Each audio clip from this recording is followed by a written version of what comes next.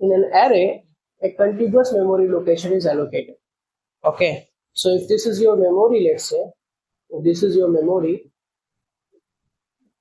and then a block of memory will be allocated to the array.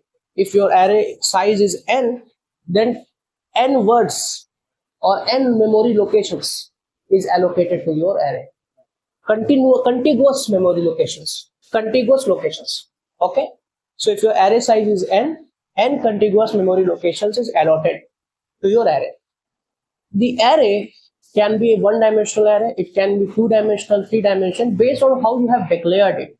So in whatever way you have declared it, the contiguous, it will be stored on contiguous memory locations. Now, if it is a 1D array, let's take in this video for 1D array. Let's say I have declared a 1D array. Okay, then this is how I will declare it: data type and an. So this is how you declare an array in C programming language: data type and an. Okay, so if I want to have n integers, if I want to have an array of n integers, then how I will declare it? I will declare it like int an. Okay, so you just have data type an means n elements of this data type. So array stores items of similar data types. If it is int an, it means it will store n integers. If it is, let's say, char an, then it will store n characters. Okay. Now this name of the array is a. When you declare an array, int an means a is the name of the array. And what this is actually, what this a is actually, this is array name, this is name of the array,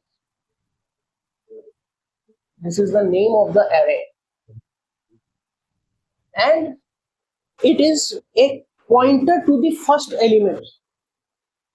So a is the pointer to the constant pointer. It's a constant pointer to the first element of the array. First element of the array.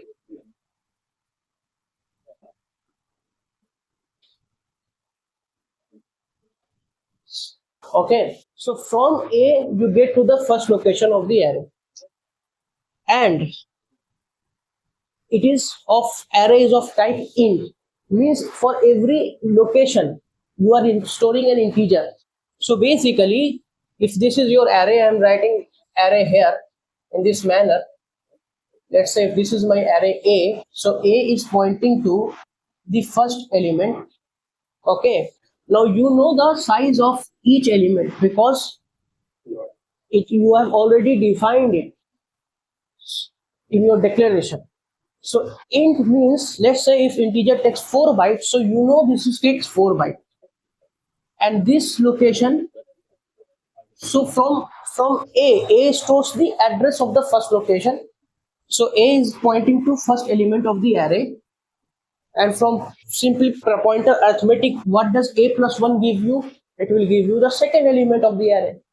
A plus 2 will give you third element of the array. And if you have n elements, then A plus n minus 1, it will give you nth element of the array. So because of this fact that the array stores items of similar data types, you know, each element you can index it. See, means the array is indexed from 0 to n minus 1. Let's say I have declared a 1D array of size n, 1D array of size n, 1D array of size n, then means the array is indexed from 0 to n minus 1. So this element is indexed at 0, this is indexed at 1, and let's say if this is your last element of the array, it is indexed at n minus 1 because there are total n elements. And we can have a random access to any element by this. If you want fifth element, let's say if you want fifth element of the array, then fifth element is indexed at 4. because the index starts from 0. In this video, we are just talking about 1D array. So in case of 1D array, in 1D array, in 1D array, ith element is indexed at I minus 1.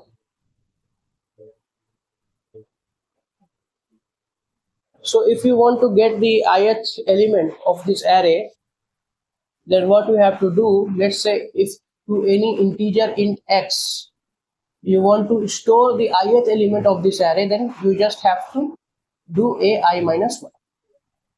Okay. So that's it for this video. This is about one-dimensional array. In the next video, we will deal with multi-dimensional arrays. Okay.